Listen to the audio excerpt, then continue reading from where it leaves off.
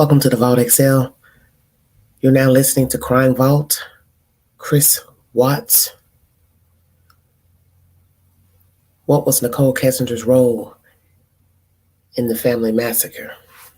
The content I'm about to read to you is by Oxygen.com. When Chris Watts' pregnant wife and two daughters went missing in August and were later found dead, deaths he ultimately confessed to in order to avoid the death penalty, Colorado investigators began probing a part of his life that he kept hidden from his family, the affair he'd been carrying on with a co-worker. That co-worker, Nichol Kessinger, would eventually come forward to authorities with information about their illicit relationship and say that she herself had been duped by the confessed killer into thinking his marriage to Shanann Watts was all but formally over. Police have said they don't believe she was involved in Watts' horrific crime. He smothered daughters Bella 4 and Celeste 3 before strangling Shanann and dumping the bodies of all three at an oil site where he worked. But his relationship with her provides some key insight into what drove him to kill, or in the words of Weld County District Attorney Michael Rourke at his sentencing, to seek a fresh start. In the days after Watts' November 19th sentencing, the District Attorney's Office released approximately 2,000 pages worth of documents detailing the case, including interviews with Kessinger that offer a window into their relationship and her mindset as she quickly learned the man she once entertained ideas of marrying was a killer. Who is Nichol Kessinger? Kessinger was hired as a contract employee at an Anadarko Petroleum in Platteville, Colorado, where she works in safety. She met Watts in the office where they both worked, though he would also spend time out at the oil wells in the fields, according to court records obtained by the Denver Post. The two met in either May or June and had their first date shortly thereafter. Kessinger described Chris as being kind, according to Colorado Bureau of Investigation agent Kevin Kobach's notes. To this day, Nichol didn't see any red lights with the way he spoke about his family, the investigator wrote, noting that Kessinger also remembered Chris telling her he was separated. Kessinger told the police she found him cute and said he wasn't wearing a wedding ring. The two bonded over fitness and healthy eating as well as cars, she told Kobach. Kessinger told police she went to Watts' house twice, but that both visits were very brief. She did not feel comfortable there, and that is someone else's life and existence, so she did not want to be there, police wrote. She respected that as their space. She went to the house very early in the relationship. Kessinger said that Watts told her he was living in the basement of the home and that he and Shanann were getting ready to sell it. Chris had also told her that his relationship with Shanann was a contractual agreement and not emotional, Kobach's notes read. Additionally, Kessinger said that she never met his daughters, Bella and Celeste. According to Kobach's notes, she did not think it was appropriate to meet his children. As the relationship progressed, Chris continued to discuss his post-divorce plans with Kessinger, even asking her to help him find an apartment for himself and his daughters, as he believed the divorce would be finalized that August. However, Kessinger told Kobach they hadn't discussed living together by that point. They never talked about marriage, meeting his kids, or cutting the mom out. It was never like that, Kobach wrote. The notes revealed that Kessinger suspected something was odd about Watts' behavior beginning on Monday, August 13th, the day his wife and children supposedly disappeared. Watts' initial story was that Shanann told him she was taking the kids to a friend's house that day after he revealed to her he wanted a separation. However, Shanann left her car at the house and no one could track her down, at which point they were reported missing. Nichol does not believe Chris ever went to look for his family. Nichol recalled speaking with Chris on Monday night and he was sleeping. She thought this was strange due to the situation with his family. Kobach wrote, she said, Chris did not seem to be concerned as he should be, and he was more concerned with their relationship. Kessinger also found it strange that Chris was laying on a mattress without sheets when she FaceTimed him on August 13th. Chris also told Nichol he had washed his children's sheets as they smell the notes read. In a video released by police, Kessinger told officers that she confronted Chris about his family's whereabouts. I kept asking him, "What did you do, Chris? What did you do?" She said in the video, according to E! Online. "I asked, where's your family?" So I texted Chris one last time and I told him, "If you did anything bad, you're going to ruin your life and you're going to ruin my life. I promise you that." And he responded, "I didn't hurt my family, Nikki," she continued. That was the last time they spoke, according to Kessinger. On August 14th, the day after Chris Watts' family went missing, Kessinger spent nearly 4 hours searching the internet for information on Watts and new accounts of Shanann's disappearance. Then she deleted the search history, Kobach noted. These searches were conducted frequently by Kessinger throughout the next several days. She deleted everyone afterwards, investigators wrote. That same day, Kessinger searched Google for the following topics. Can cops trace text messages? And how long do phone companies keep text messages, as well as difference between text message content and text message detail, according to police documents. In Kessinger's discussion with Agent Kobach, she shared that she had texted a friend that she was unsure of her future with Chris because she wants her own family, quote unquote. While this could have been a motive for the murder, she insisted that she never told Chris this. She said she never said anything about kids damaging their relationship. She said there was never a conversation with Watts that he may have thought she was making reference to Shanann or his children being a problem, Kobach wrote. On August 16th, a Colorado Bureau of Investigation agent noted that in an interview with Kessinger, who said she hadn't slept much in the previous few days, she admitted to deleting all of Watts' information from her phone as a form of damage control. Kessinger told police that she decided to delete the contact info after she found out Shanann was pregnant through reading newspaper articles after her disappearance. Nichol thought if he could lie to her about this, what else would he lie about? Investigators wrote. This made her think about his wife being in danger. She deleted all information on her phone, call, and text logs that had anything to do with him. She was grossed out by him, so she deleted all his stuff, quote unquote. Police were able to recover the deleted texts and call logs. Kessinger also appeared to want all signs of her relationship with Watts out of her home.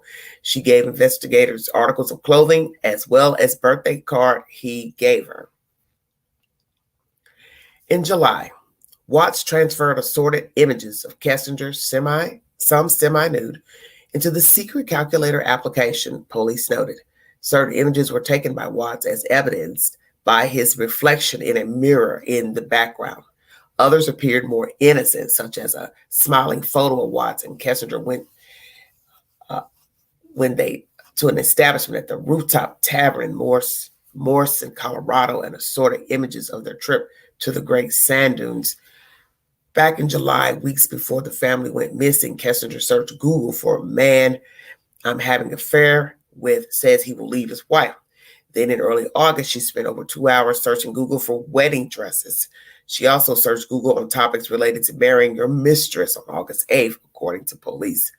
August 19th, after the bodies of Shanann, Celeste, and Bella were found, but one day before Watts was officially charged with their deaths, Kessinger searched the internet on topics related to Amber Frey. Frey was the mistress of Scott Peterson, who murdered his wife and their unborn child. Her searches included Frey's book deal, her net worth, and did people hate Amber Frey, police wrote. This content was published on November 30th, 2018, and was updated on June 13th, 2023. So many questions to ask pertaining to this content. I will now bring you more information pertaining to Miss Kessinger. Where is she? Does she still have contact with him through aliases?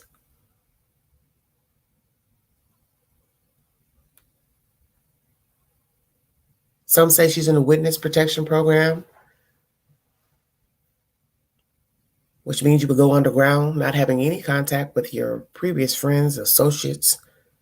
Is she the type of person that she can live underground without having any contact with friends or family? If so, does she miss her friends and family? Has she reached out to Chris Watts through an alias? An inmate believes that possibly she has. Very interesting information.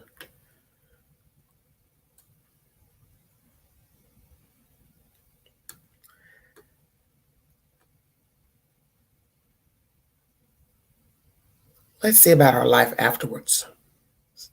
Celebsuburb.com is the source. Where is Nichol Kessinger now?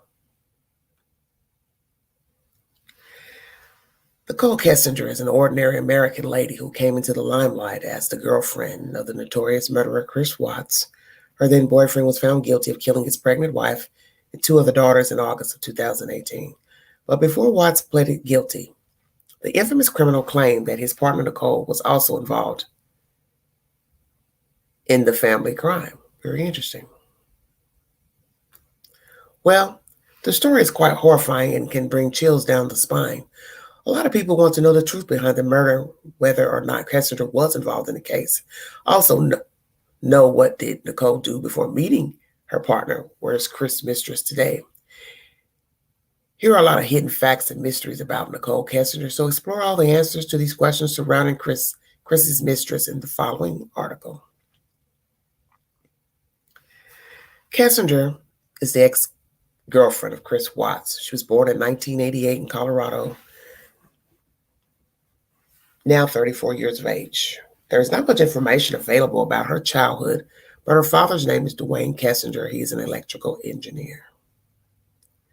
Further talking about her dad, Dwayne went to Red Rocks Community College and obtained his engineering degree. He then started his career working as an industrial electrician in 1984. He also worked as an engineering manager for Arcade Mission Critical from 2017 to 2021, and as electrical controls and power engineer from May 2021 to February 2022. Similarly, Kessinger currently serves as an electrical engineering specialist for Easter Owens Electric Company. And I'm sure this was at that time, before allegedly going underground. Kessinger graduated from Colorado State University in 2013 with a degree in geology. Moreover, Nichol, sorry about that, earned an associate degree in the field of geological and earth sciences and geosciences from the Community College of Aurora. Soon after graduating, Nichol started working as a bookkeeper. She also worked as a field engineer. Nearly a decade after her above-mentioned roles, Kessinger landed her job as an MWD field engineer at Halliburton. She also became a project manager at Arcade Mechanical. Furthermore, she worked for Anadarko Petroleum, and it was also where she met her boyfriend for the first time. She there used to handle the environmental department. However, she was fired from the job a few days after her partner, CW. Very interesting.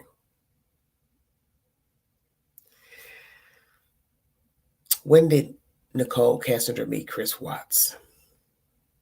As we mentioned above, Kessinger met her then beau while working together for Anadarko Petroleum. Kessinger was working in the environmental department at the time, while Watts was working as an operator. She told Denver Post Watts with other operators would always wait in the office break room before going to work, but Nichol never spoke to him. Later, in the middle of June 2018, Watts himself came to her office room, and it was where the two were introduced to each other. At the time, although Watts was still married to his then wife, Shanann Catherine Ruzick, he didn't wear any wedding ring, which left a positive impression on Nichol. They soon started meeting often each other in the office. After some time, Chris also told her that he just separated from his wife. He further revealed that he is the father of two kids with his then spouse. The first time they came across off-duty was in late June. At the time, Nichol further asked him about his divorce proceeding with his wife. He told her their divorce was almost finalized and they were only trying to settle their financial issues, though he was legally married to his spouse at that time. Gradually, by early June of the year, they also started to have an intimate relationship. They used to meet 4 or 5 times a week. In late July, Chris called his girlfriend claiming that the divorce was finalized. Very interesting. August 13th, 2018. The news of Chris's wife and daughter's missing was reported by Nichol Atkinson, a friend of Shanann and Catherine Ruzick. Atkinson, who was concerned about her missing obstetrics and gynecology appointment, also didn't answer her calls and text messages. When Atkinson went to Shanann's home, she tried the doorbell and knocked a couple of times. But after no one answered, she called Chris, who was working, and informed Frederick Police Department. Watts told Denver 7 that he saw his wife and daughter sleeping when he left for work at 5:15 a.m. that day, but when he returned, they were gone. However, further investigation showed that Shanann had left the house without taking any of her belongings, including her phone, purse, and car. This made police suspicious of Chris because his story didn't line up. On August 13, 2018, after his family disappeared, Chris texted his girlfriend saying his family was gone. He told Nichol that his wife had taken their kids on a play date and hadn't returned since then. Seeing his casual response, Kessinger was a little worried, but let the thing slide. However, later that evening, reporters came to Chris Watts' residence, and the true story was in front of everyone. Nichol found out that her then boyfriend was lying to her about the divorce and that his wife Shanann was 15 weeks pregnant. The same night, to confront him and clarify the situation about the disappearance, she made lengthy phone calls and text messages. Furthermore, talking with the Denver Post, Nichol later told that Chris showed no concerns regarding the disappearance. Whenever she asked him about his missing family, he kept avoiding the questions and tried to change the subject. This is what she said. It got to a point that he was telling me so many lies that I eventually told him that I did not want to speak to him again until his family was found. After hearing what Chris had said about what he had to say about his family missing, she grew suspicious and called Weld County Sheriff's Office to come clean about their relationship and the lies he told her. Kessinger also contacted the FBI saying, with a pregnant woman and 2 children missing, I was going to do anything that I could. In an interview with investigators of the case, it was mentioned that Nichol deleted some of the messages she sent to Chris, which is quite odd and a big question of whether or not she was involved in the murder. However, in a 2-hour-long interview, she clarified it by saying, I was just kind of grossed out by him. I didn't know what was going on right now. You just lied to me, and I don't want to see this come over my phone again. So I removed it. I deleted all of his stuff because he lied to me. It was the hurt that made me delete it. There is no evidence of her being mixed up in the disappearances, but many people thought that she was full of guilt during the interview. Similarly, there were many flaws in her story. The reports show that she was searching for wedding dresses online only after dating him for around 2 months. But whatever the case may be, investigators couldn't find any evidence leading her to be involved. However, some people still believe that she is equally guilty, and her affair with the murderer also led to various backlash. Later on, the media portrayed her as a homewrecker, and others named her murderer mistress. Watts gave a very heartwarming interview before admitting to murdering his wife and daughters in cold blood. He said he had an emotional conversation with his wife before she went missing. Chris, in an interview with NBC News, said, I don't feel like this is even real right now. It's like a nightmare I can't wake up from. Knowing they could be in trouble, it's earth-shattering. Furthermore, in an interview with Denver 7, he talked about his 3- and 4-year-old's daughter saying, my kids are my life. I mean, those smiles light up my life. Chris Watt was arrested August 15, 2018 for the murder of his pregnant wife, Shanann, and the daughters, Bella and Celeste. He was found guilty after an interview in which he failed a polygraph test, aka lie detector test, and confessed to murdering them. However, before confessing, Nichole's boyfriend claimed that Shanann killed their children after he requested to have a divorce. So out of rage, he killed his wife. The liar said he saw on the baby monitor that his daughter Bella was on her bed, blue in the face. His wife was strangling Celeste. Watts went downstairs and choked her to death. When asked what he did with the bodies, he told the police that he took the 3 bodies, loaded them in his truck, and drove to his work site in Anadarko Petroleum Corporation. Watts hid Shanann's body near 2 oil tanks and his daughters inside one of the oil tanks. The investigators found the missing bodies in Anadarko Petroleum on August 16, 2018. Moving on. The cold-hearted murderer was charged with 4 counts of first-degree murder, August 21st, 2018. After a plea deal, he was sentenced to 5 life sentences without any possibility of parole. Similarly, he owed Shanann's family $6 million, $3 million for the deaths and $3 million for the pain the family suffered. Netflix released a documentary related to the murder of Shanann Watts, her 2 daughters, and an unborn child by her husband, Chris Watts. The horrifying murder story aired on September 30th, 2020, and the movie was titled American Murder, The Family Next Door. Where is Nichol Kessinger now? After giving her statement to the Colorado Bureau of Investigation, Nichol has disappeared ever since. Kessinger is now living her life with a new identity. However, the exact location is yet to be traced. Kessinger used to live in her house in Arvado, Colorado, before her partner was arrested. She now left her house and started her new life. Other than that, there's no information on her whereabouts or what she's doing now. However, many believe Nichol has entered a witness protection program. She also said, "I would not be surprised if it's going to be hard to go out in public sometimes for a couple of years."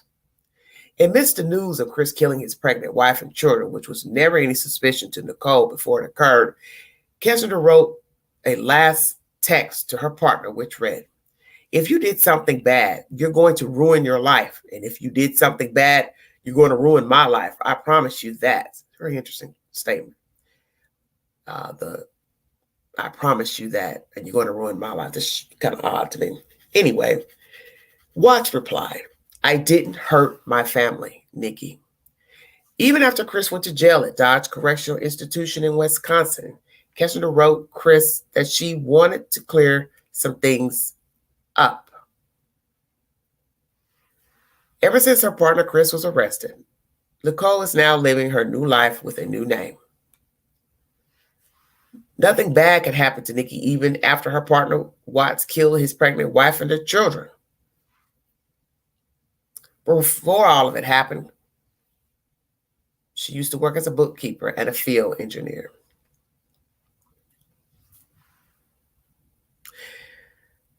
Many are asking, what is she doing now? Well, it's quite an enigmatic question since the lady has kept her life completely off the radar.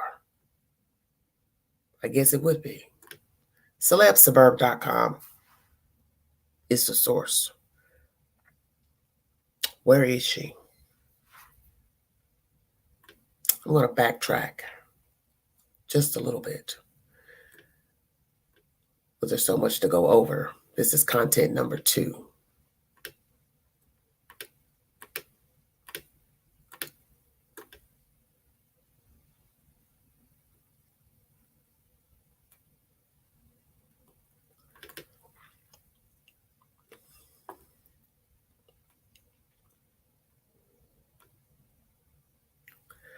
All right.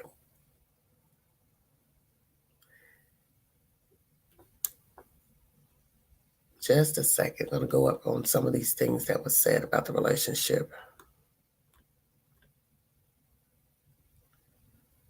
The wedding ring. She states they left a positive impression on her. So did he leave the ring off because he was done with the relationship? Or was it because, as he had said during an interview with police, that he had lost the ring, had fallen off, I believe at work, and he realized he did not want to lose the wedding ring, so he stopped wearing the ring? Or was that Chris deciding he was tired of being in the marriage. So he stopped wearing the wedding ring. Could be that he lost it at work. See, the gist of the story with that is just like everything pertaining to anything that came out of his mouth. He was a liar, known to lie. So what I have to ask myself, was he lying during the marriage, even before he met her? Because people who tell tall tales, fibs, however you want to word it, they will lie about the most mundane of things, how they're feeling, what they did. So I have to ask that question because I've said this many times about a pathological liar. You do not wake up and start lying at 25, 35, 45. Lying starts usually as a child. For those who don't know about making up tall tales, you don't wake up overnight as an adult and start lying. You've been lying. And usually you will see this in the escalation of people who commit nefarious crimes, such as fraud, theft, affairs, murder. They've been lying. And that's sad, but it is what it is. So they were meeting at the job, started meeting at the workplace, and then eventually met off the site. So where were they meeting? Where were the places that they were meeting? Was he going to her home? You also got mentioned in the content that I've read to you in the previous article. They knew that he took pictures of her because he's in the background of a reflection of himself. So were these at her house? We saw pictures of them in public, sand dunes, so on and so forth. They were out, also going out in public. When did it initially start? Because when you go back up in the content, I believe it started June. So the woman and her children went missing, Miss Shanann, the 13th of August. So this affair started very abruptly, I would assume, after they met. Because it says in late June, they met off duty. So that means this is when they were not talking to each other in an official capacity. So late June versus August 13th, when they were murdered, that's less than 2 months. That's not a long time at all. So this short affair, you'd have to ask yourself, how immersed in emotions were they both? Was this the catalyst that led this man to murder his family? Or was he already detached from her? When you start piecing things together from this information, her interview, things he said, information gathered by the lady who just wrote that book, Miss Cato, you'll start to see that he was detached,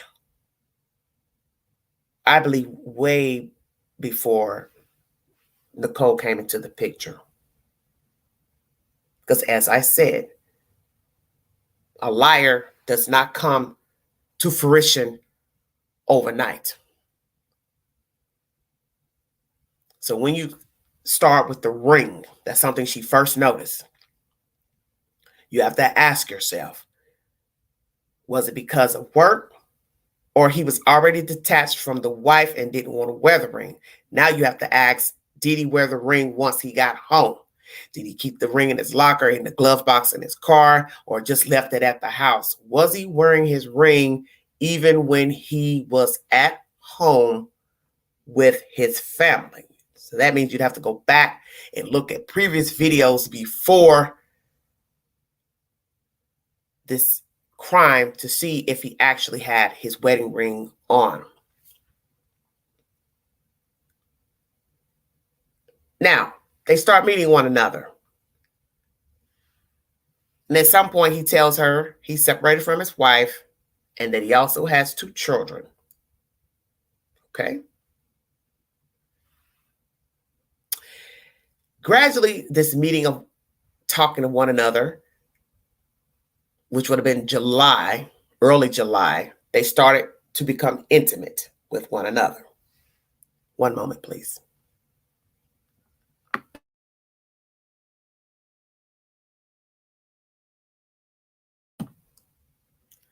So they became intimate early July, meeting 4 or 5 times a week. Where were they meeting? At her house, public places, private places, parks. Okay. Also late July, he claims that the divorce is final. So here is your other lie. All accounts obviously have been searched. They never divorced. They were married at the time of the children and the wife's disappearance and finding of the bodies. So that is a lie there, that the divorce was final. In the earlier content I brought to you, he says to her, oh, it's going to be final in August. So this goes back to what I said about being a pathological liar. It's easy to blame her, but I don't blame her because she doesn't control his thought process. He was an adult. He was not a child or an adolescent. He was a grown man. And many people have affairs, whether they know that the person is married, divorcing, however you want to word it. It is a choice to go into an affair. And some people still say it's an affair because you're still legally married, even if you checked out mentally, even if you've drawn up papers. And that's another factor. Did they ever discuss separating? Number one. Did they ever discuss divorcing? You're never going to get the truth to that question because he's a known liar.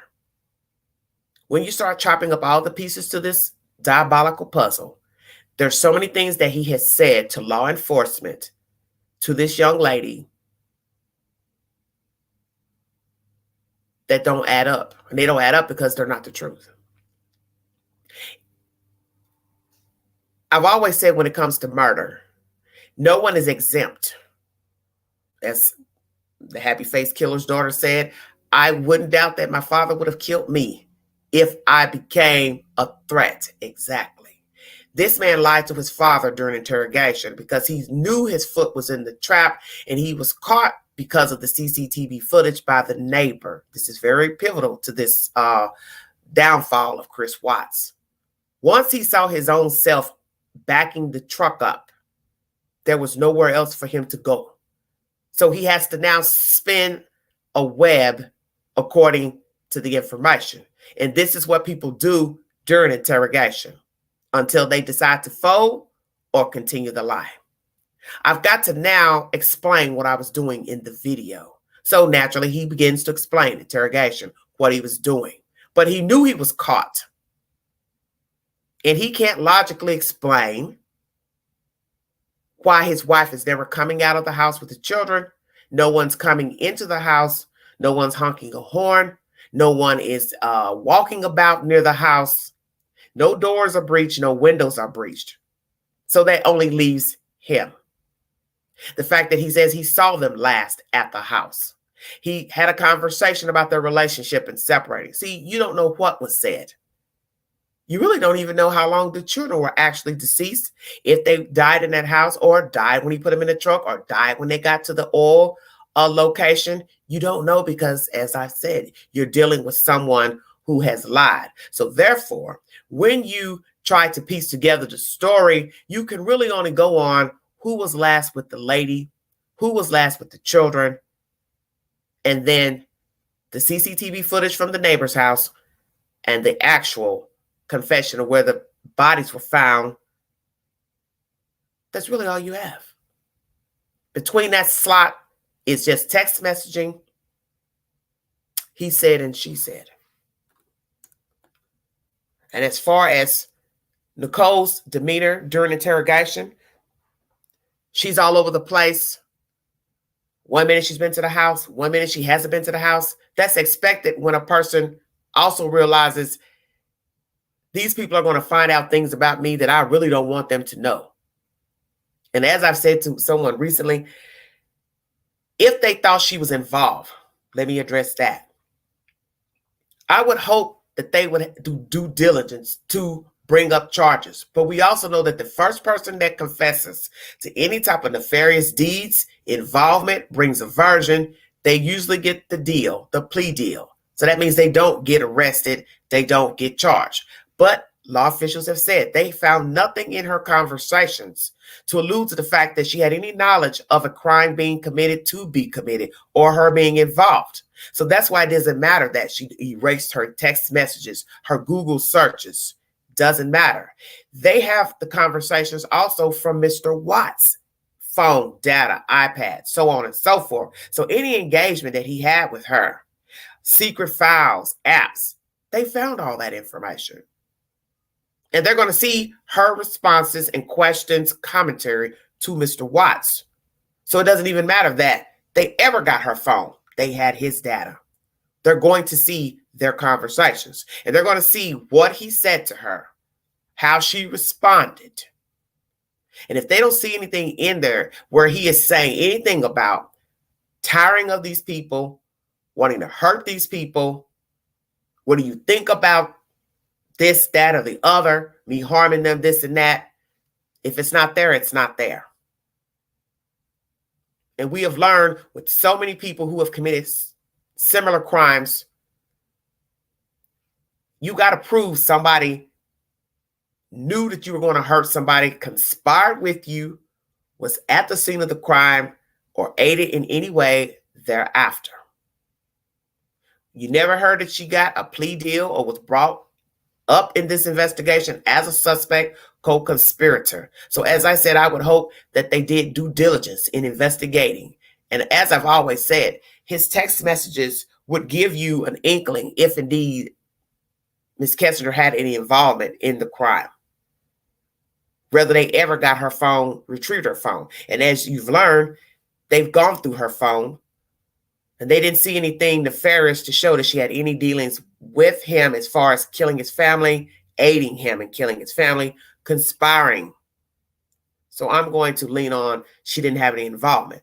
Now, as for her behavior during interrogation, of course, she's all over the place because, as someone said, her father was there in the first part of the interview. There are probably things in there she didn't want her father to know. Why would she want her father to know her personal dealings with a man who's now being linked to possibly the disappearance of his family before the bodies were discovered?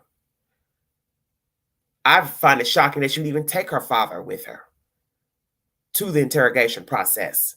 Because common sense, they're going to ask you personal information. Also, one could say she wasn't involved because she is the first person to go. They didn't have to hunt her down. They didn't have to look for her. They didn't have to bang on doors and bang on neighbors' doors to say, hey, have you seen her? Have you heard from her? They didn't go look for her family to say, hey, have you seen her? She went willingly. Then some could say, oh, well, that was a ploy to try to remove herself. But we already know, as I've said, they can trace your data, go in your phone, and this is 5 years back. So that means the technology is even greater now than it was 5 years ago.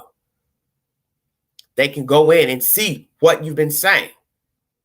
You can erase whatever you think you're erasing. It doesn't matter. And we've learned this already with many true crime stories. FBI, law enforcement has tools to go into your devices and retrieve trashed information. It's just like now when you go into your phone, you delete something. Well, a lot of people don't think about going into the trash part of the phone, of the settings, to actually delete it from the trash. It sits in there for what, 30 days or so, depending on your device. So it hasn't even gone anywhere when you delete it. And a lot of people don't empty their trash until they realize they're running out of storage space. And then you get the notification you need to check your settings. I do believe she would have done something.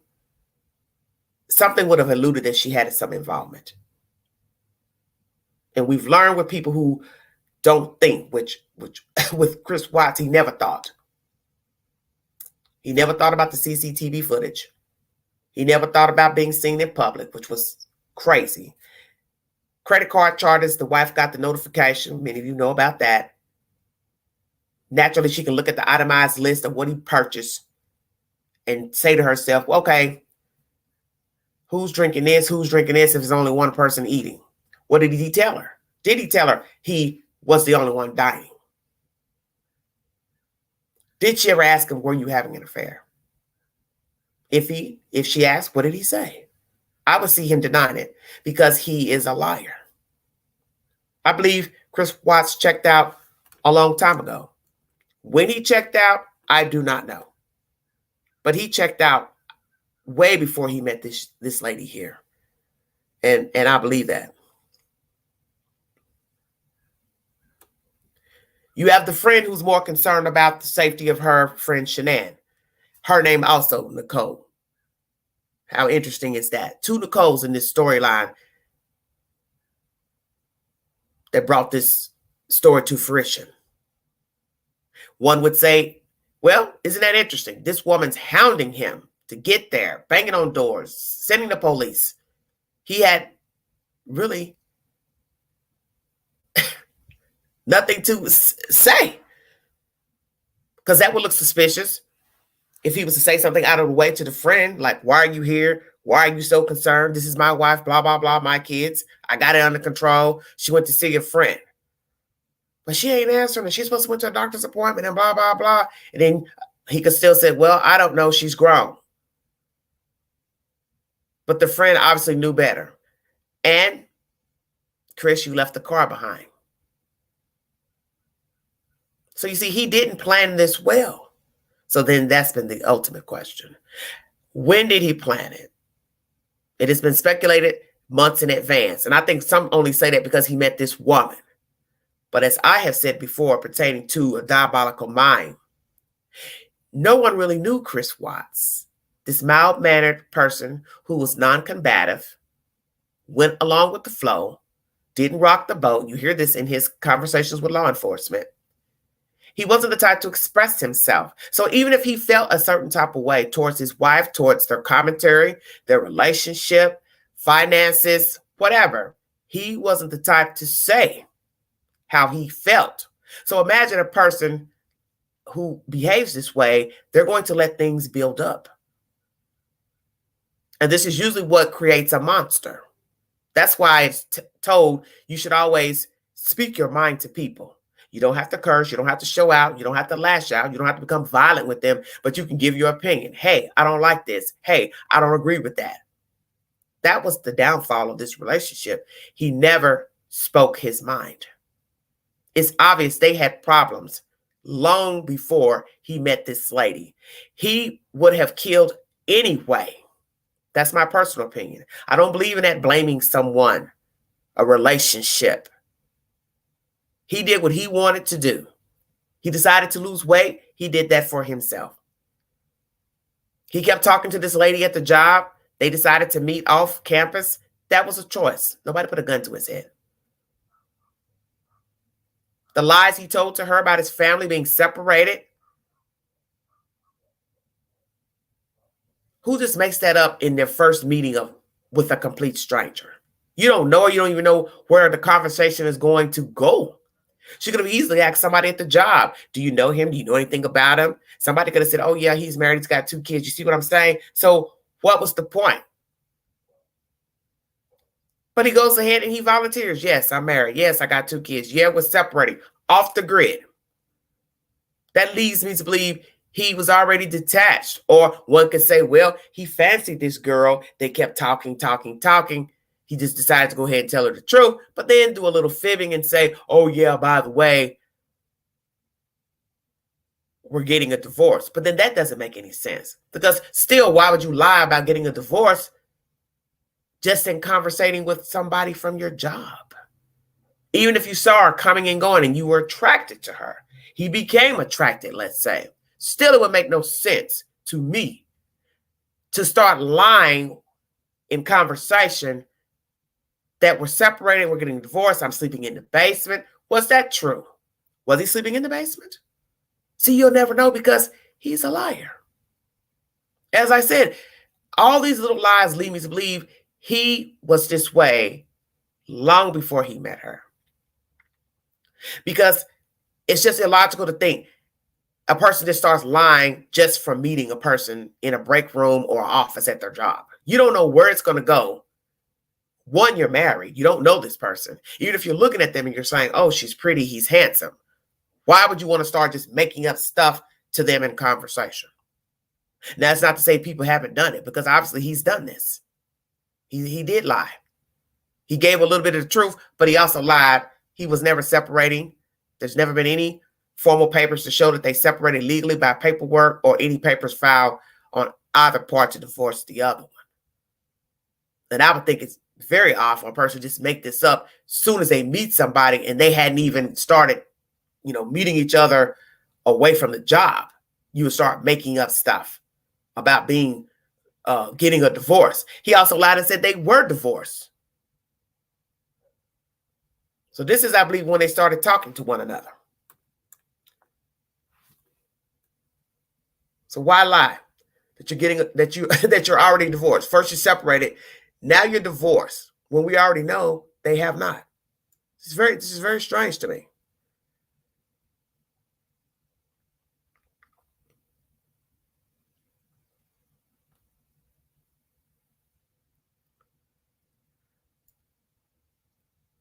Now, she finds out he had been lying to her about the divorce and that his wife was 15 weeks pregnant. See, another lie. Why would you not tell her that, oh yeah, by the way, we're having child number 3? You knew she was pregnant. And as people would say, she had to have checked social media. Common sense would tell you she's looked him up on Facebook, found the wife's page, saw that she was pregnant, saw her talking about it, because Shanann liked to talk about her personal life on Facebook, but I don't think she told people the truth. That things really weren't great between she and her husband. He was distant, he was detached, but that's not what I'm going to post to Facebook. That's not what I'm going to talk about on Facebook. But this lady had to have known she was pregnant. So did she lie to police when she said, I didn't even know she was pregnant until I found it out, through the news? So on that same night, this is the night that they're gone, the family, she wants to clarify the situation about the disappearance. So she made all these phone calls and text messages to Chris. But basically, she said he showed no concerns regarding the disappearance. She kept asking him about the family missing, and he kept avoiding the questions and tried to change the subject. So this is when she had to realize, okay, there's something not right. So she tells him, I don't want to talk to you anymore until your family is found.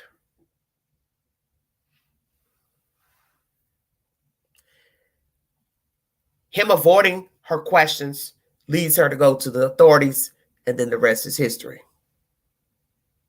She also, they say, contacted the FBI because she was concerned about this woman and 2 kids missing. As I said before, her deleting messages, text messages, searches, it would not have mattered because they have the technology to go into your data to find what you've written, texted, pictures. It would not have mattered. They would have learned about her conversations. And as I said, if there was anything nefarious between she and he, as far as conspiring to kill these people, the children, the wife, they would have learned this. And as I said, I would hope they would not give her a pass. And I still believe they would have told the world, yes, she knew, she conspired, but we're giving her a plea deal. You never heard any of that from law enforcement. The wedding dress. After dating him only 2 months, why would she be looking for a wedding dress? So this goes back to the lies he told her. What lies did he spin to her? I'm leaving. It's over with. Because you hear, he finally just told her, yeah, we're divorced. Looking for an apartment. That's the first content I brought you. We're going to go back to all of that. Taking the 2 children. Even more diabolical. Now, these are the same kids he killed. So then you have to ask yourself, well, did he intend to take his children? Or this was just fluff, just talk? Yeah, we're separated. Yeah, I'm living in the basement. Yeah, okay, we're finally divorced. Hey, help me find an apartment. I need a place for me and my children. As I said, was it just talk?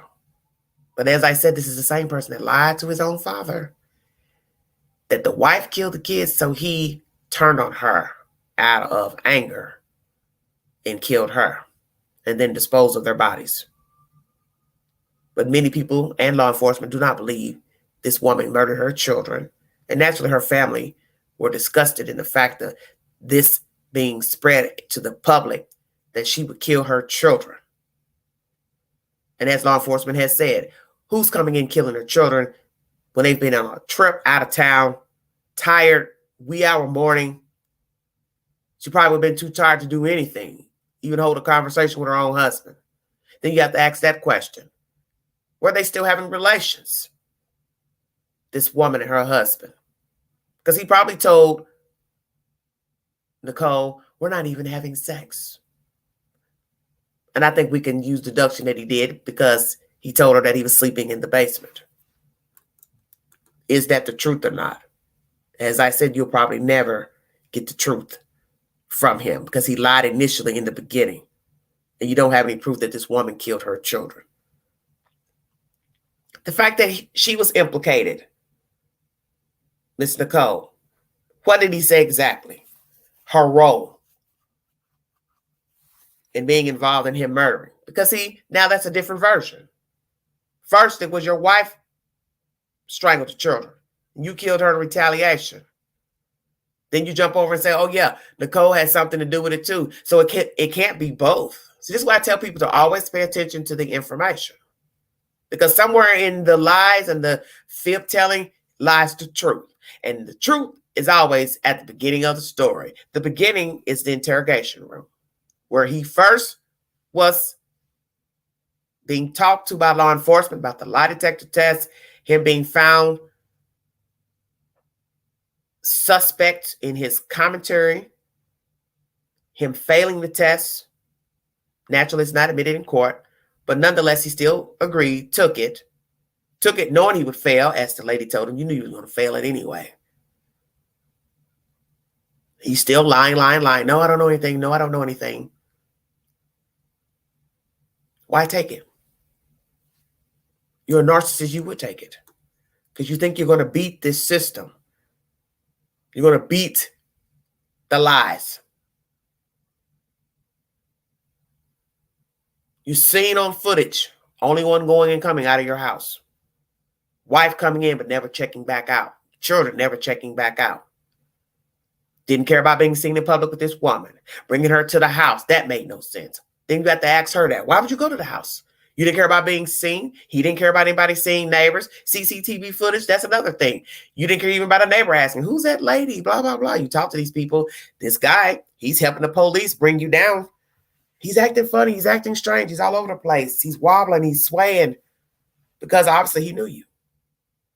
And you didn't even care about this lady coming. She didn't care. Did she stay a while? Briefly? How long did she stay in her house? Why would you go to this house knowing he was still living there with his wife? That would be suspect to many people. What's the point? So now you got to ask that question. Where were the children and the wife when she went to this house? A lot of things that make her seem suspect, but does it make her complicit to murder? Going ahead talking to him, going ahead sleeping with him, going to the house 2 times. But then she retracts that she hadn't been to the house. So what is the truth? Has she been there or has she not? I do believe they could have gotten CCTV footage from that same neighbor who had the footage of him backing the truck up. Stay woke. This is why I always tell people to listen to the information. Everything can be verified because we have a neighbor with a camera. So they can go back in his data and say, do you have footage from a year ago? 1 month ago, 5 weeks ago, 2 weeks ago? I don't know. Sometimes it rolls over those footages from cameras. So did they check his camera for a weeks ago to see if she had been to the house?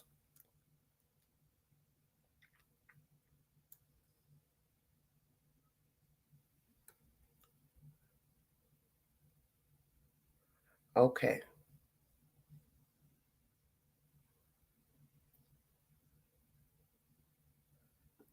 He asked his wife for a divorce.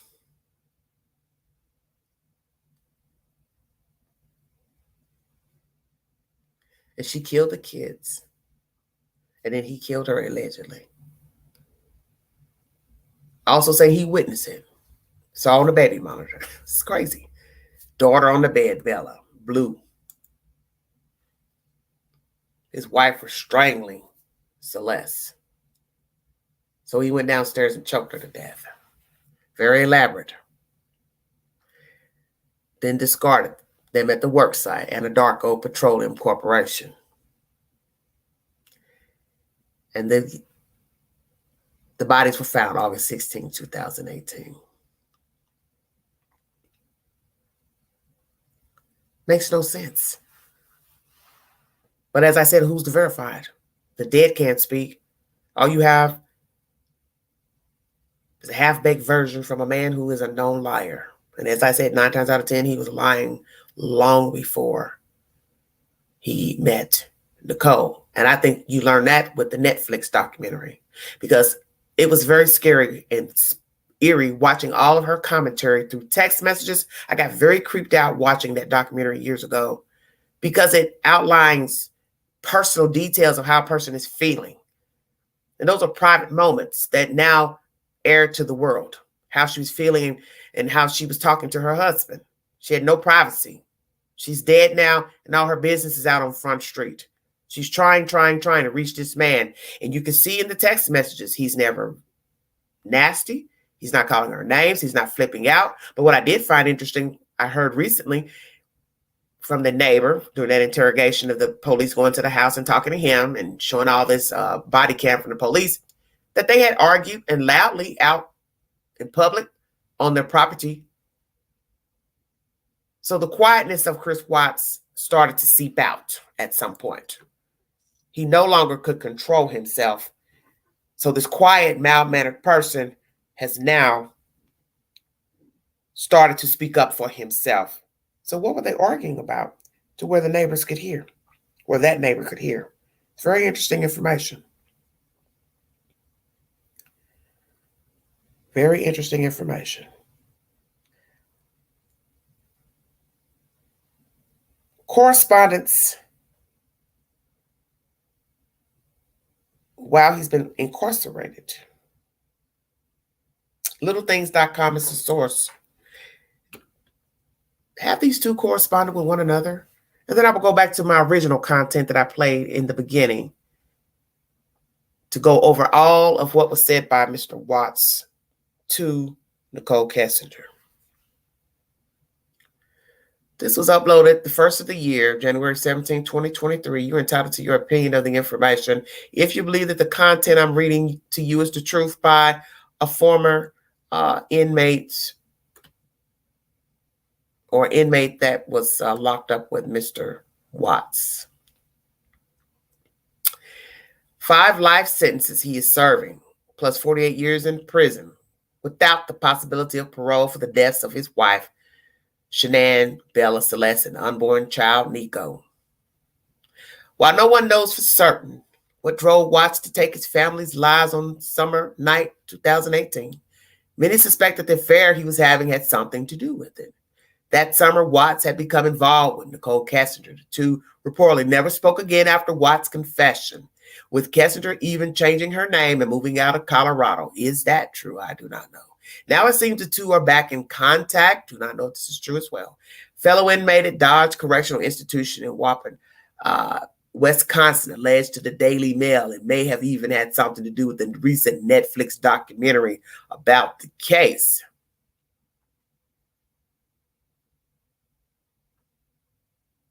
David Carter alleged that Watts got back in touch with Nichol Kessinger. Watts' affair with Kessinger was believed to be the catalyst for all the actions that led to the murders, although Watts himself has denied it.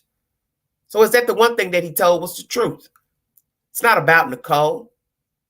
She's the icing on the cake, which we've learned this from many things that happen and go bump in the night with anything, anybody. As I've said, the lashing out, such as the rage you've heard recently of a man going into the bowling alley and shooting all these people. There was more going on in his life besides that event that day, that night, because it always is. To you, naked eye, oh, it's about Nichol. Oh, no, honey.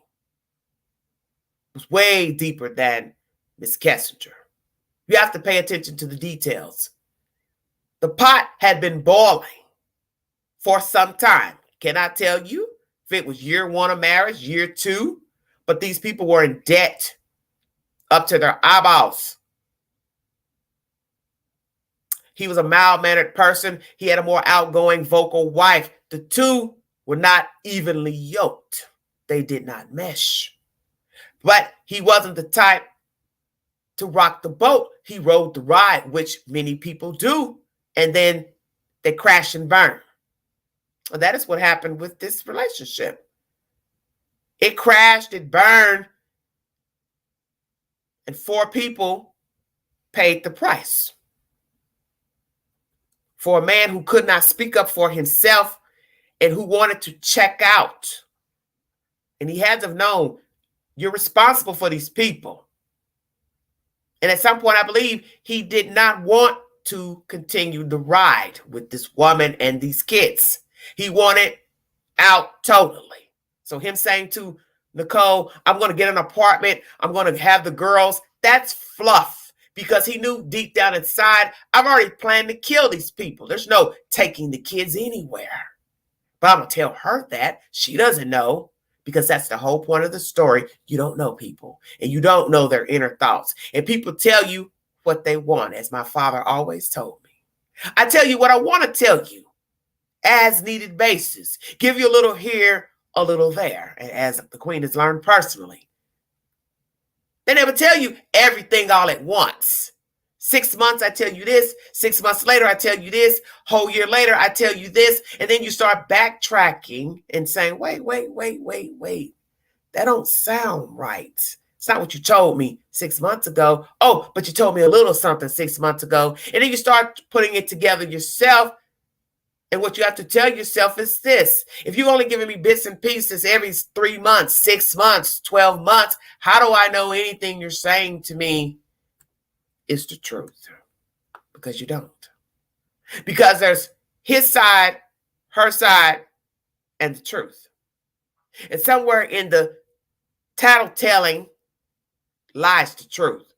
But it depends on your interpretation. Back to Mr. David Carter.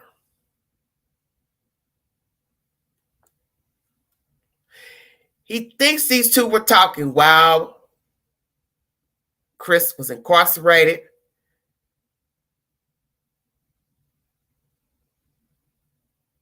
He said Chris told him that she needed to speak to him to clear some things up. He wouldn't tell me exactly what she had said. In the letters from Christopher, the tragic confessions of the Watts family murders, told by pen pal Shirley Cato, I brought you commentary with her and Dr. Phil the other day, that he was still in love with Kessinger. This is by Miss Shirley. He also said that he believes some of the letters he got in jail were written by her under assumed names. Carter says that it's unclear whether it's really Kessinger writing or it's Watts thinks it is she. Very interesting. Watts told Carter that he was in contact with Kessinger September 2020, a year after the book's release. Apparently, prison authorities discovered the two were in communication and Watts was punished. His email account was suspended as authorities took a careful look at all his messages in and out. Carter says that he talked to Watts about the motivation behind the crimes. Watts told Carter that he killed Shanann because he didn't want to pay child support. Watts reportedly was open about the fact that he didn't want the baby Shanann was pregnant with and that he believed she'd take the house and a bit of money in a divorce. Let me go there. What I had already said to some people recently about why Chris Watts murdered his family. He was tired of her. I believe he was more tired of her than anything. And with her came the children. You see, it's a stair step. Because you can't have one without the other.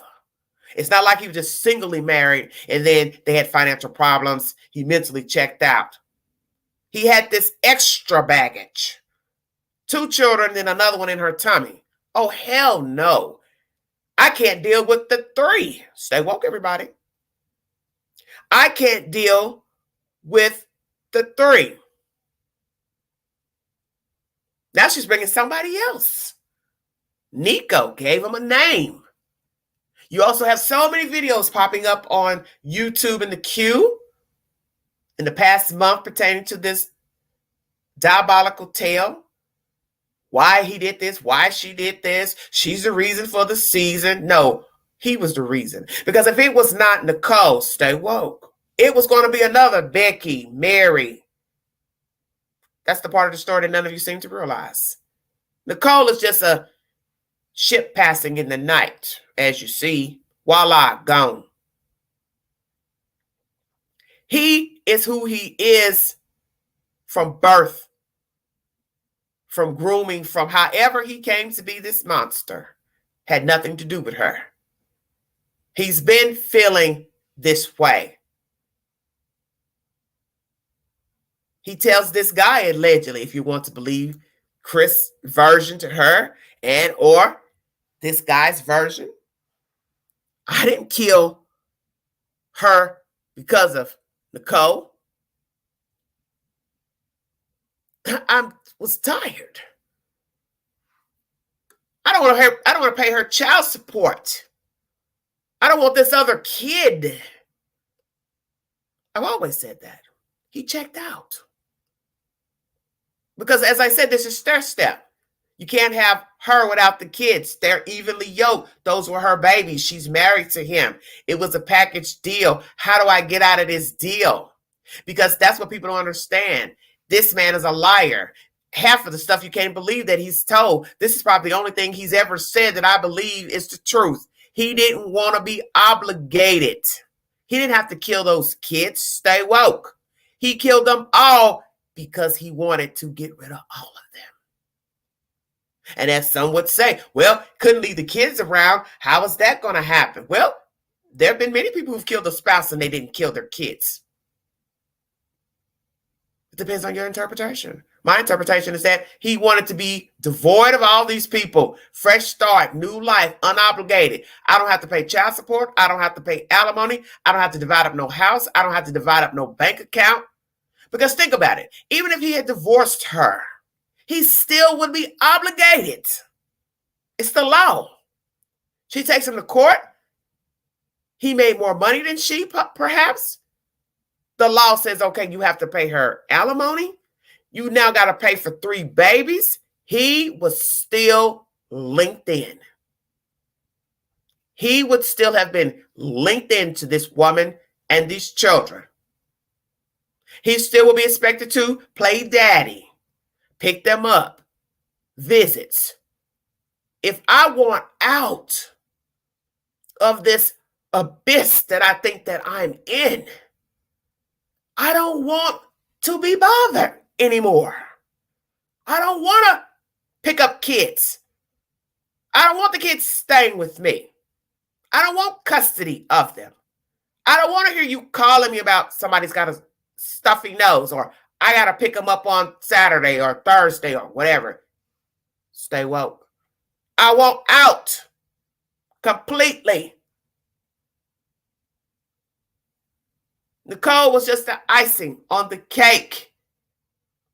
He already had checked out. Shanann's text messages told the story.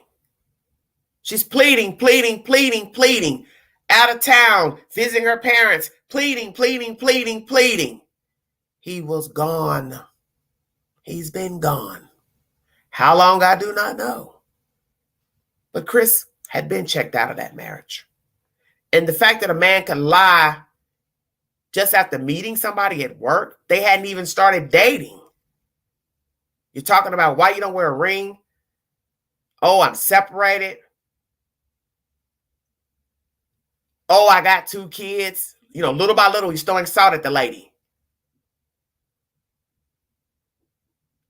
trying to possibly find a reason for the season. Oh, this is incentive more now. Knock her and the kids off. Because as I said, he didn't have to kill his children if we're to believe Shanann was his problem.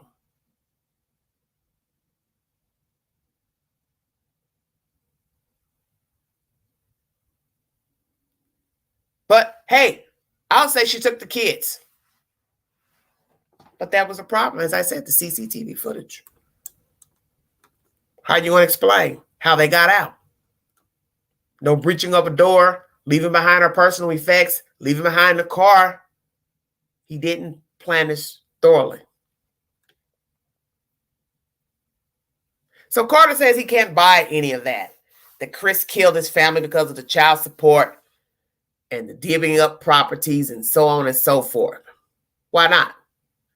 I could never kill my entire family just because I didn't want a child or didn't want to pay child support. I have a lot of things going on in my life, but I have never wanted to stop and kill my entire family because I wanted certain things to go my way. Well, you weren't Chris Watts. This is why I always tell people, you can only speak for what you feel at that time. Maybe you're not a murderer. Maybe you don't have that need to say, well, I'm checking out of my life. I'm going to kill everybody in sight. Because you're not Chris Watts. He's not the first person to kill his family for money. Mr. Murdaugh did it, killed a son and a wife, but chose to let one son survive.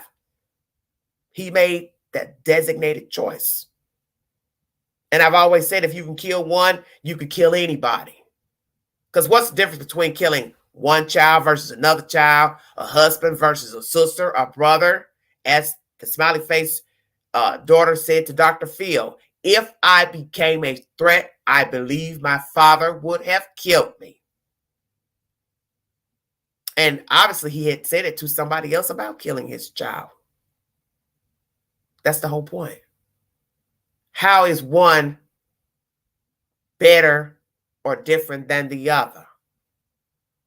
If you could kill a woman and your wife and kids and an unborn kid, you could kill your mother, you could kill your father. If they became a threat to you, of course they could. You can't say, well, oh, I love my mother. I would never. I love my dad. I would never. So I'm supposed to sit here and believe in my right mind, oh, your mother and father are more important than your wife and your kids. When you took a vow to put your wife and your kids first, whichever order you want to put them in. But they were in no order. That's the point. Because they were of no value to Chris Watts.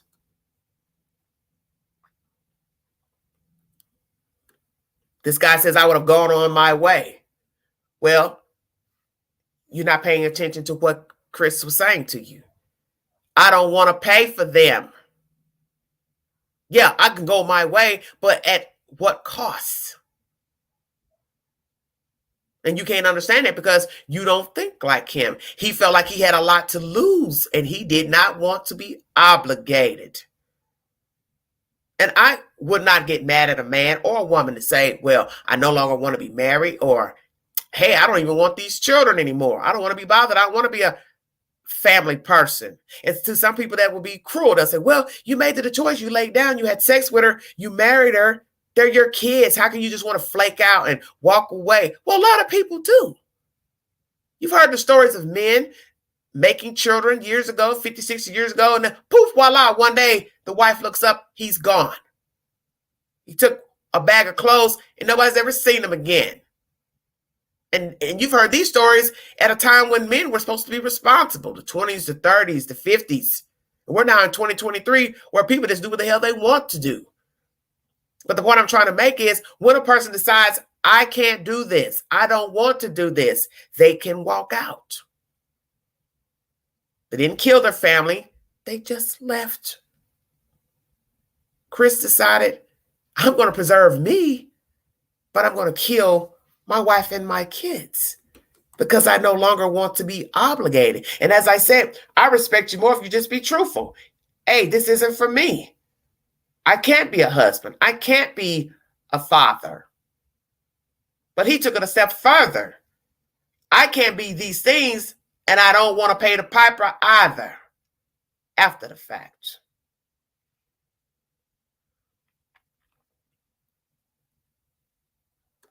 Carter also says that Watts has pictures of his two little girls in his cell, but none of Shanann. Now, one is going to say, is this the truth? What's this the truth?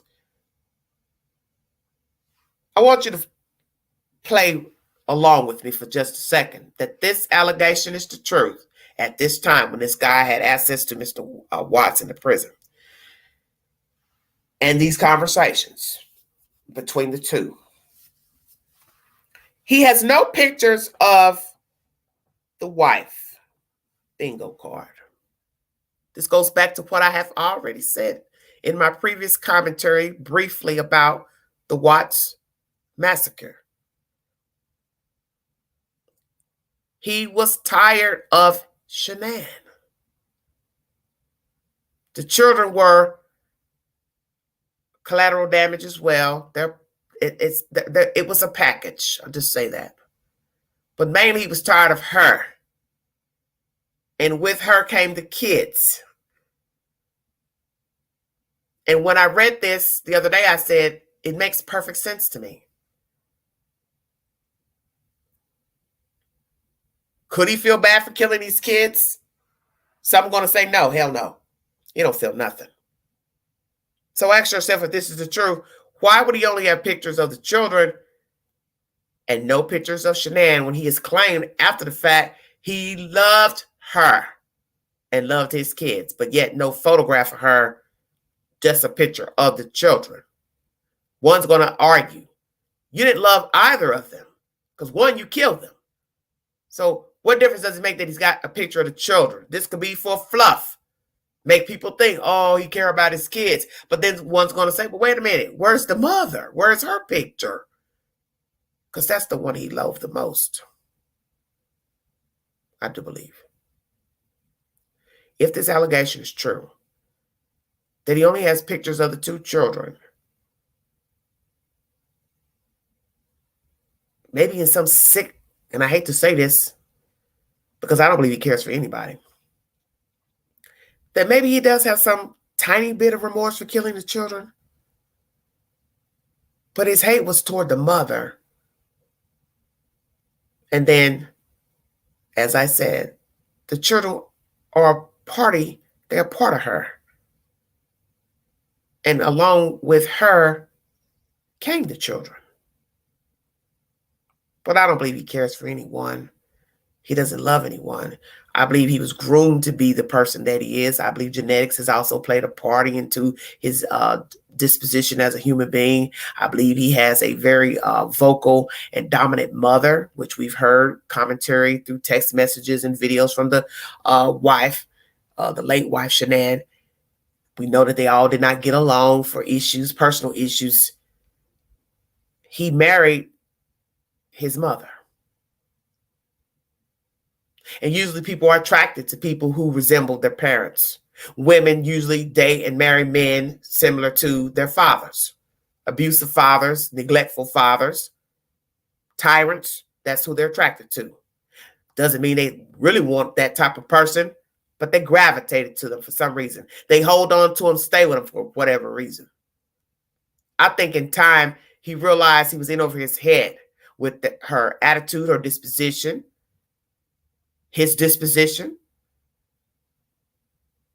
their financial issues. It was too much for him to deal with, and he took the coward's way out. He snuffed out his entire family when all he had to do was speak up. Hey, we can't afford this. Hey, we're spending too much money. Hey, you're spending too much money. Hey, we can't afford this house. I also heard the girl say that in the interview, Nichol. He wanted a rancher, but his wife wanted a bigger house. Well, in the end, you didn't have to sign your name on the dotted line, Mr. Watts. So you have to own your part you played in the downfall of your marriage. Didn't have to lead to murder. When you saw the signs that you two were not evenly yoked, that you two were going in different directions in the relationship, that she was wanting this and you was wanting that, no matter what it was, because I'm not there to say what actually broke this marriage down, you should have discussed it with your wife. Instead, you nodded your head and went along. And when you finally got tired, the devil stepped in and said, oh, I've got a better solution to your problems. Knock them all off. You ain't got to worry about child support, alimony. See, that's the devil's job, is to infiltrate. Because I believe this man was already ill. He didn't know how to speak up for himself. He didn't know how to speak up and talk. You'll hear that from those tapes released from jail, the news people who talk to him. And I find those conversations baffling and disturbing because they're laughing a lot and greeting him, talking to him. What's so funny? This man just snuffed out an entire family, and you all are skinning and grinning with him and laughing. There's nothing funny about talking to Chris Watts. Everything's a laugh and a joke. And I understand we can laugh when we're nervous, but to continuously do it, it's disrespectful. And it's disrespectful to the dead, because those people aren't coming back, and they were brutally murdered and discarded like trash. Not even just thrown out in the woods somewhere. Oil tanks and a shallow grave for the mother. He told me he has nightmares every night, always the same, of his two girls standing in his cell playing catch, he shared. Was that true? That Chris had nightmares, or has nightmares, of the little girls, and they're in the cell and they're playing catch. I would suspect that he would have nightmares. Why not? You killed them. You were their father. You were the last person they saw before being snuffed out by your hands. I would say you would see them. And to me, that would be a hell of a burden to carry. But that should be his burden, because he didn't have to kill his kids. He didn't have to kill his wife and his unborn child. Those were the choices that Chris Watts made.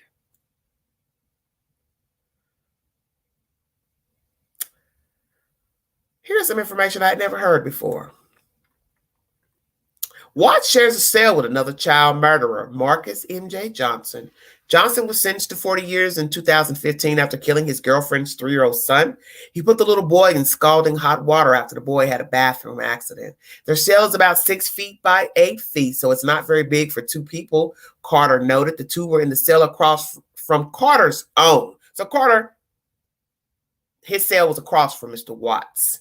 And allegedly they had conversations about why Chris murdered the family, if you believe this account. But MJ and Chris get on well, and they look out for each other. Chris sleeps on the bottom bunk, MJ on the top. Chris gets a lot of death threats from other prisoners, and so does MJ, because of what they both did. So they weren't able to put either of them in with just anyone. Carter explained of how the two ended up together. Watts still gets plenty of letters and gifts for female admirers too. Carter says women even send Watts money, half of which goes toward the $6 million he was ordered to pay Shanann's parents, Frank and Sandy Ruzick, in a wrongful death lawsuit. I don't know for sure, but I wouldn't be surprised if he receives up to $1,000 a week, Carter said. So are people still sending Chris Watts money in his commissary? And how much of it goes toward the wrongful death lawsuit? He gets a lot of mail, probably from 10 or 20 people a day. Most of it's from admirers, both men and women, but he gets a lot of death threats too. He gets letters from people wanting to marry him, strangers who don't even know him personally. They just send him money. He doesn't reply to many, and he passes some of the mail on to inmates. Very interesting. Let's say I believe what this man is saying. And this is the part that got me. Him giving the mail to other inmates. Chris, why would you do that? Why would you give your mail to other inmates? Is it to gloat, to show how popular you are, how you're being liked by so many women and men and whomever? And that's even more disturbing. Why are men writing him? And yes, there were allegations that he was a homosexual. I do not know if that's been proven or not. But why would a man be writing Chris? Would it be a guy or guys saying, yeah, I felt the same? That would be stupid. I would assume you'd use an alias. Because what fool would give their government name and say to Chris Watts, oh, yeah, I've been feeling the same. I've been thinking the same. But we've got nuts everywhere. Possible. One or two might, or more. Or it could be there are men who are sexually attracted, physically attracted to Mr. Watts. But just the fact of him handing the mail to other men, inmates, why would he give his mail? As I said, what is it, to gloat, to show that he's popular? He's still relevant, although he's murdered his family. Or give them somebody to write to because he's bored and what they're saying is of no interest to him. And I've read a few brief commentary last week of women who wrote him, and they're just talking in circles. Oh, I don't know if you'll respond. Hope you're having a great day. What do you have to say to Chris Watson? He killed his family. Absolutely nothing. And you're showing a sign that there's something wrong with you. It's one thing to be out here attracting toxic people and dealing with toxic people, but why in God's name would you want to write a letter to somebody who's murdered their family? You should not even want to, that shouldn't even be entertaining your thought process. To write a letter to somebody to say, I was thinking about you. You've been on my mind. I'm praying for you. You're basically saying what? Did you believe what? He's innocent? And you have his mother still believing what? He shouldn't have what? Pled guilty. He didn't do it. There's something else going on. There's nothing else going on. Because let's just say if we wanted to believe that his wife killed the kids, he didn't have to kill his wife. He could have easily just dialed 911 and said, hi, I just woke up, or I just went in a room, or I just saw on the baby monitor my wife killed my children. Can you please send an officer over? How about that? Carter has also noted that Watts has gotten deeply involved in religion since being locked up, and I'm sure many of you have heard that he has now met Christ. Mr. Watts, do you believe that? Chris has turned to God in a big way. He spends a lot of time reading the Bible, and he's actually a very caring person. Carter says Watts works as a butcher in the prison kitchen and spends a lot of time in the law library where he's allegedly preparing an appeal. Now, think about that for just a second. How befitting that a murderer is a butcher in the prison. I think it's one thing that keeps him going. He seriously thinks he's going to get out one day, although everyone else knows he never will, he said. And I've also read this commentary a week ago that he actually believes that he's getting out. And I believe he told that to Miss Cagle, who wrote the book about his life and whatever happened allegedly between he and the wife and the murder of the children and his redemption. I think it's, once again, he's entitled to think whatever he wants. I don't think he will ever get out. I believe they will carry him out in a body bag. No one will release him out of prison. Parole board. He failed a lie detector. He admitted to police that he had killed Shanann and the girls. He admitted to it to his father. He admitted it to correction officers in Dodge. He admitted it to me. But he still says he was framed for the murders and that he wasn't home when it happened. Okay, so now that's another version. Do you see the correlation, if I'm to believe this man's accounts, of talking to Chris Watts while in prison? Then now he wasn't even there. And he was framed. So we go from, I saw her on the monitor choking a baby and another baby lying blue. Then I went downstairs and I choked her. Now he's in the interrogation room telling the father, she choked them. I exacted revenge against her for killing the kids. Now you have this version from a inmate. And I'm not here to say that he's a liar just because he's incarcerated. You can still tell the truth and have committed a crime. Because a lot of people say, oh, jailhouse snitches, this and that. They only want to serve a purpose, make up stuff. Well, some people do lie, but I won't doubt that he did tell him this because he's given, as they said, different accounts of what actually happened to the children and his wife. So now he wasn't even there. You also heard in the earlier commentary, he also implicated Nichol.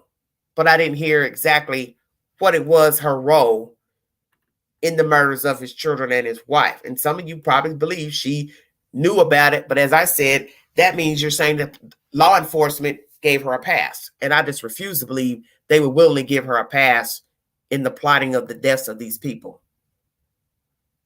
and or aiding in the murders of Shanann and her children. He wasn't home when it happened. That's the last bit of that. Little things is the source. Do you believe he wasn't there? He was framed. So who framed you, Chris Watts, for the murders of your wife and children? So we go from being framed.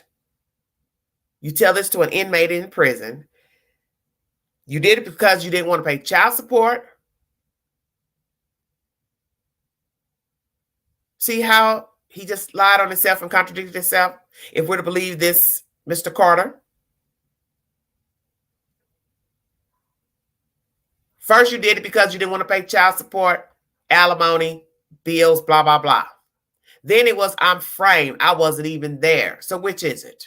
I think I believe Mr. Carter. I think I do believe this inmate. Because once a person becomes comfortable in their environment, they start to tell little things about themselves. A little bit of truth, a little bit of fabrication, a little bit of fluff. But as I always say, somewhere in the fluff and the lies is the truth. He got comfortable, started shooting the shit with these people, as they say, in the street. And I believe he told this man that. I killed him because I don't want to pay child support.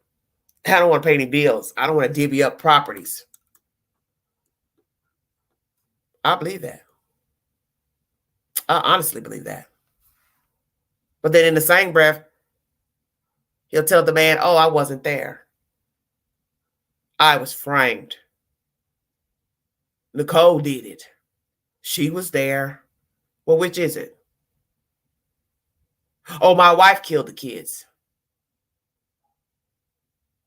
What did I say during this live stream? If a man can lie to his father about the wife killing the children, and he then in turn killed her, mention Nichol had involvement, mention that he did it for this reason, that reason to an inmate, financial reasons. Then in the same breath to that same inmate say, oh, I wasn't even there. I was framed. He's always been lying. Even when he was never talking, opening his mouth to his wife, he wasn't very talkative. He wasn't truthful about his emotions to his wife. So he was lying anyway. Then he meets this woman who he spends more lies to because he's now attracted to her. She's attracted to him. She doesn't see a wedding ring. One thing begets another. They start meeting up, texting, going out on dates, going out. Now he has a reason to say, oh, okay, now I'm going to get rid of my family. But he was already checked out from Shanann and the children. They already had a troubled relationship. The marriage was already doomed before he met Nichol Kessinger. She was just the icing on the cake. And we've learned this with many situations with people, that one thing begets another.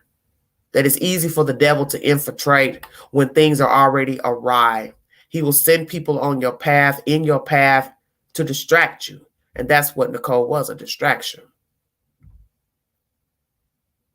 But all in all, the marriage was already doomed.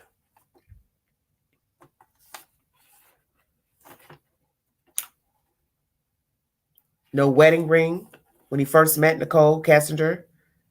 We hear in commentary that he told law officials he had lost the ring and retrieved it, and that's why he stopped wearing it. What is the truth to why he didn't wear the ring? When did he plan to kill his wife and children? Did he plan it when he first met Nichol or beforehand? He eventually told her that he divorced his wife, which we now know is a lie. When did he become detached from his wife and children? She said she had been to the house, but then she retracts that she hadn't. If she did go to the house, how long did she stay? And why would you go in the house of a man knowing he lived there with his wife? And the fact that, as I said before, you could be seen at this house, CCTV footage, going out in public. You could be seen. Obviously, you didn't care that it would get back. Although they went to various places, probably outside of the jurisdiction of where they live, you still don't know who you could bump into and be seen.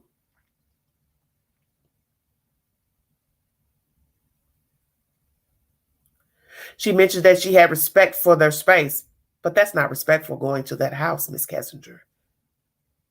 One could say you never had respect because you really didn't know the truth to the situation. and you only going by his version. He also mentioned about selling the house, living in the basement, which we got no information that he ever was selling the house, or neither one filed for paperwork from each other to be divorced.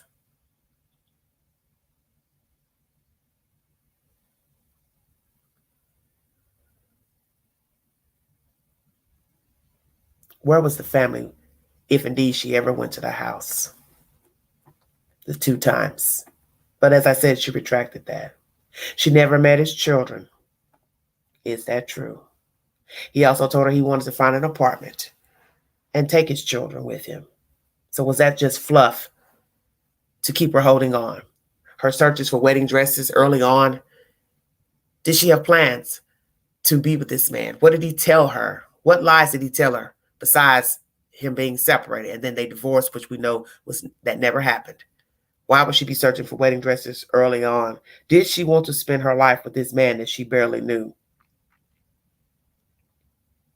The fact that he mentioned to her on the night of August 13th that the children's bed smelled, it's a very strange thing to say to her. Is it because perhaps the children were already deceased in the house when the wife came home and she assumed that they were asleep? Is that something that any of you have pondered?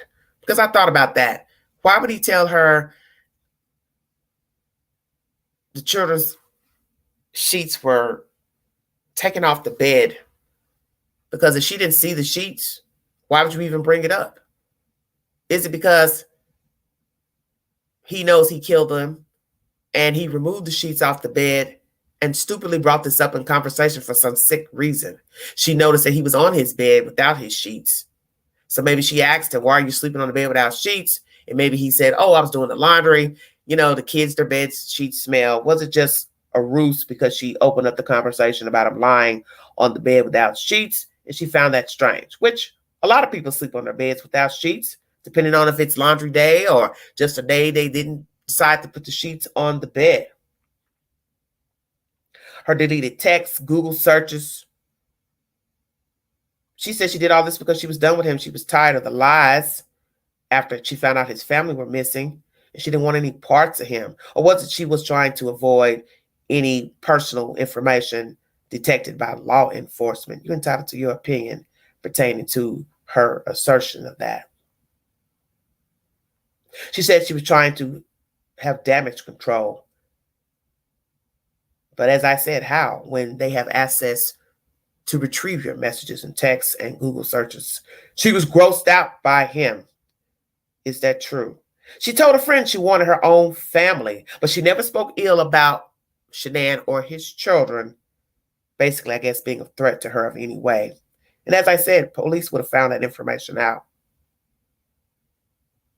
Would she have been a good mother to his children had they gotten together? He didn't murder his family, and he decided to still rear his children or get custody of his children. But I think we know the truth. He never wanted the children because he didn't want the wife.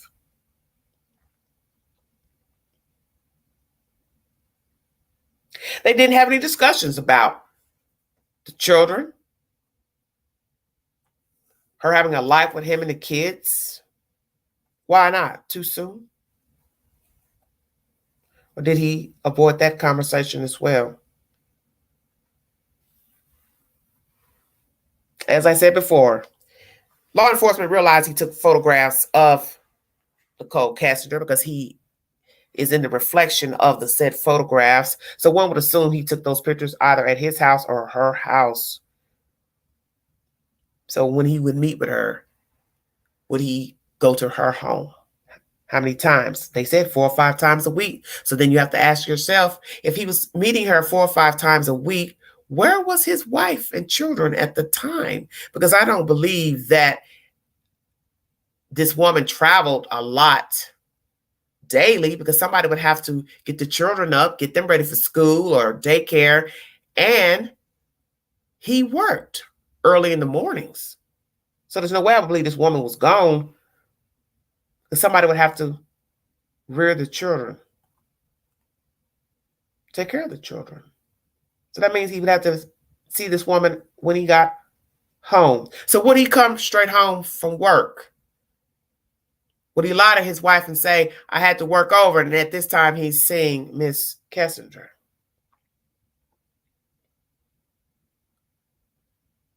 Did these two fall this hard for one another? Was it love? Was it lust? Her searching for wedding dresses so early on? Well, as I said, she was the icing on the cake for him to finally say, okay, I'm going to go ahead and get rid of my family. I'm done with them, tired of them.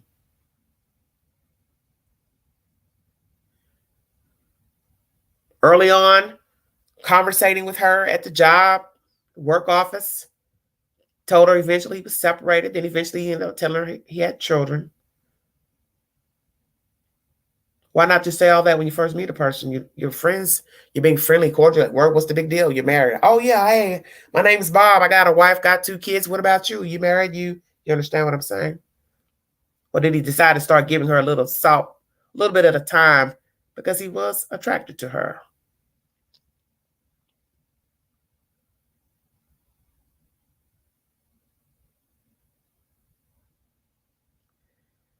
That fateful day, August 13th, she wanted to talk to him about the family. But she realized he was lying to her. And that's when she contacted the FBI. Was she scared? Was that the reason why she contacted the FBI? When she realized he had been lying to her about the whereabouts of his family?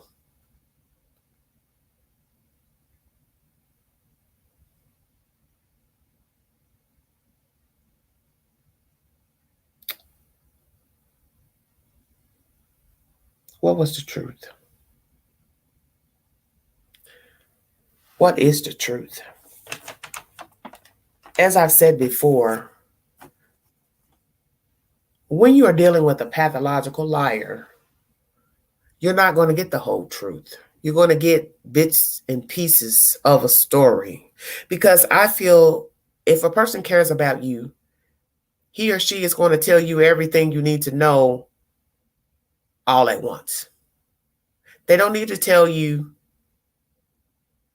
they met somebody, and then 6 months later, they give you another half-baked story about what happened between them.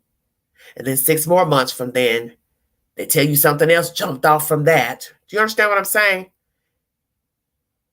If they met a person, they had sex with a person, the person got pregnant, or whatever happened, why not tell all that at that time? You met somebody, you had an affair with them, why not tell all that at one time? You see, I could see with Chris, if the wife even suspected it was someone, not even have a name, I could see him just saying, oh, yeah, I'm cool with Nichol at work. She's a great gal. Or he could just start talking about her in passing. And then as time goes on, the wife starts suspecting something. Then she throws Nichole's name out there, let's say. This is just hypothetical. And then he says, oh, she's just a coworker. There's nothing. I rarely see her. And then something else jumps off in their relationship to where she suspects, once again, there's something going on. And then he starts to throw her a little tea, a little salt, which is so ever. And then next thing you know, months down the road, let's say, he decides to tell the truth. Yes, I'm having an affair with her. Yes, I like her. Yes, I'm attracted to her. Hey, I want a divorce. Now you see what I'm saying? Stair steps. Because the liar, the deceiver, the sociopath can't tell you the truth. Hey, I'm attracted to her. Hey, I've had sex with her. Hey, I fancy her. Hey, I got her pregnant. Whatever the situation is, they're only going to give bits and pieces because their conscience starts to weigh on them to where they have to eventually start telling little things about the person. That's what he did with Nichol. Just reverse. I'm seeing her, I'm seeing her, I'm seeing her. I'm attracted to her. She's probably giving me the eye, I'm giving her the eye. So each time I see her, I give her something, a little something. Oh, hi, yeah, I'm married. Next time. Oh, yeah, I got 2 kids. Next time. Oh, yeah, I'm separated. Next time. Oh, yeah, we're divorced. See where I'm going? Never the whole truth. Hey, I'm married. I'm unhappy. I want out. Point blank. Hey, I'm married. I've checked out. I want to kill my wife and kids. Now, naturally, he's not going to tell that. And the fact that you have all these different versions of who killed the kids. I did it. I didn't do it. She did it. I retaliated. Killed her because she killed the kids. Nichol did it. She helped. Didn't do it. She ain't the reason I did it. I did it because I didn't want to pay this, didn't want to pay that. Then to the same guy in the inmate, oh, I was never there. Somebody set me up. What is the gist of this story? All these versions allegedly are coming from Chris Watts. He is the common denominator of the versions. You've got no information from law enforcement, FBI, that any outsider, neighbor, family member killed these children and wife, conspired with Chris Watts to kill the family. No information through data, letters, CCTV footage, nothing to assert that anybody, even Miss Kessinger, conspired and or killed the children, were there to kill the children, the wife, disposed of any bodies. And as I said, they would have found all that out through Chris's text messages because they got that information first. They really didn't even have to go into Miss Nichole's phone because naturally, when you retrieve information out of a person's phone of who he or she has been talking to, you're going to see who they were corresponding with and you're going to see their responses. So they didn't have to even check her phone because her responses would have been in the original text messages to Chris Watts. They're back and forth. And I'm just going to go out and say she didn't have anything to do with it. Her behavior in the interrogation room, being all over the place and retracting her comments about being at the house, not being at the house. What I have to say to that is sometimes we tell things and then we realize, oop, that don't sound good. That don't look good. They're going to judge me. Then we say, oh, well, no, I wasn't. And I don't know why people do and say the things that they do. But I know she couldn't have felt great being in that predicament to have to put her life out there in front of them. She also had to know that they would look at her and wonder if she had any involvement once they realized she had been messing around with him, having a sexual affair or whatever. She had to have known they would wonder if she was involved in any way before and or after, during. So why put yourself in that situation if you were involved? Did she go willingly to try to make sure they didn't think she was involved? I don't know. But all I can go on is the fact that to this date, they have never brought forward any information that she conspired to kill this family and or helped him or actually did it, covered for him, was at the house the night of the murders, or at the disposal site of the bodies. I think a lot of people want to loop her in to have involvement because it just got out that she had an affair with him. Well, it was going to get out anyway, whether she went and told originally on her own or not. Where is she now? Is she in the witness protection program? I do not know. Does she have any regrets dealing with this man? I do not know. Did she really want to have a life with him before the children and wife were found in the oil tanks? I do not know. But what I have to say is she would have been dating the same man who killed these people, thought of killing these people. That's the part of the story that people don't want to accept. It's that Chris Watts is who he is. And 9 times out of 10, he had evil thoughts long before this lady ever walked on the scene. Because you just don't wake up and say, I'm going to kill my family because I'm attracted to this lady. I doubt that. He's probably always had ill thoughts. How can I get out of this situation and save myself, not financially ruin myself? I'm already in a hole in this marriage anyway, owing money. They said they were behind a few months on their mortgage. So he was in the hole. And people have killed for less than a couple $1,000s. People have killed for $20, $30. There's no dollar amount that is worth murder. Because you got to remember, these children were 3 and 4. So you're talking about waiting till they are 18 to become grown, or 21 before he is unobligated to take care of them. Also, the wife. He could have been damn near in contract for years taking care of the wife financially because she's the mother of his children. He wanted out. Was he groomed by his family upbringing, his environment? You don't hear of criminal records on either parties. Him getting in trouble. He and the wife, that is. We did hear of Miss Kessinger having some issues when she was a young lady with law enforcement. Never standing account for those said charges. I believe it's something mentioned about DUIs or whatever when she was younger. But the point is, Chris didn't have a criminal background, didn't have a criminal records, no violent assaults, no allegations that he was beating his wife, abusing her, physically or mental. So people will question, well, what happened?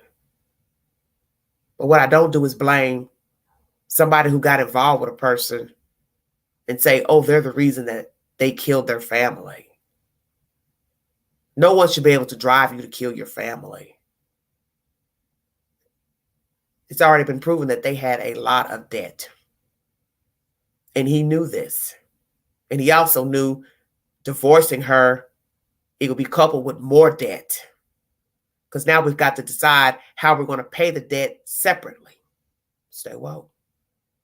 Now I have to take care of these 2 children. Now I have to take care of this 3rd child coming into the world. So you talk about old debts, paying child support, paying alimony, new costs for a new baby. He didn't see a way out except through murder. And if it had not been Nichol, it would have been another female that he fancied. You would have the same storyline. And had he gotten away with murder of this family, he would still be the same Chris Watts who thought of murder.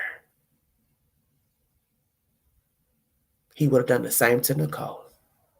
Because in the end, he is the same man.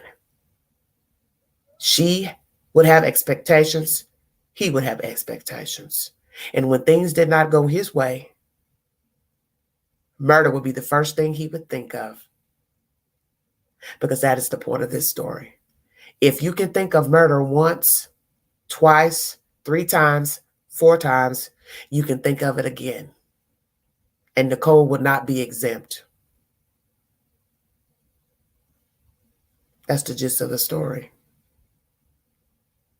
He is the same diabolical creature who used murder as a method of extraction of a family and his problems. And if he could do it once, he would do it again. And had he not met Shanann and met some other lady, he is still the same guy. So no matter if he met a woman and there was another type of issue or issues in the marriage, his response would be the same. Murder. If you'd like to donate to this great network, $ Big Angie 129 Cash App, stickers, and chats are always welcome during the live stream. Crime Vault is an extension of the Vault XL. And with Crime Vault Stories, I bring you older content of murder, true crime that happened in the past. And we take a deep dive into what happened, the whys, the who, the where, the what, and anything left unaccounted for. Please check out my extensive library of over 2,000 plus videos in the YouTube queue. I want to thank all my viewers, new subs, new subscribers, um, viewers, people passing through who do not comment. Thank you for your time. I will be back with more stimulating commentary and content. Please check my community board for said updates. If I have not brought you a video pertaining to a recent update of a story, I do post it to my community board, the story line via the news. And prayers for those who have perished in a recent mass shooting on the East Coast.